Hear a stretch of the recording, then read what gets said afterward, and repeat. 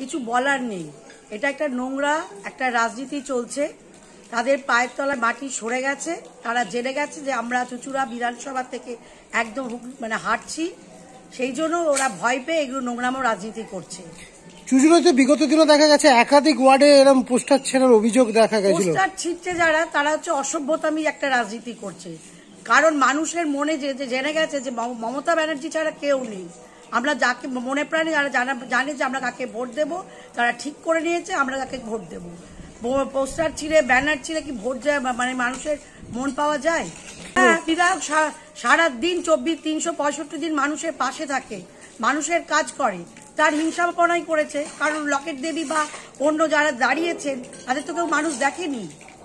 এটা নোংরামি, এটা নোংরামি। শুনুন, ভারতবর্ষে গণতন্ত্র রাষ্ট্র, সেই গণতন্ত্র রাষ্ট্রেতে সবার সব রকম করা অধিকার আছে, কিন্তু এই ব্যানার ছেড়ার কারোর অধিকার নেই। আমি সিপিএম হই বা পরবক হয় বা তৃণমূল হয় বা বিজেপি হয়, কারোর এই করা উচিত নয়। এরকম কি আগে বিগত দিনে দেখা গেছিল এরকম? না না, আমরা দেখতে পাইনি। আমরা তো করেছি, পার্টি করছি, আমাদের ব্যানার কেউ ছেড়ে। এটা আজকে সত্যি কথা বলতে শাসক দলের তৃণমূলেরই পায়ের তলায় মাটি সরে যাচ্ছে। বিজেপির কোনো প্রয়োজনই পড়েনি যে রচনা নামক একজন মহিলার তার আবার প্রচারের পোস্টার ছেড়াবে। এইটা তারা অভিযোগ করছে, তারাই কোনো ক্রমে রাত্রিবেলা কোনো অবস্থাতে ছিঁড়ে ফেলেছে এবং শুধু সংবাদের শিরোনামে আসার জন্য এরকম কীর্তিকলাপ।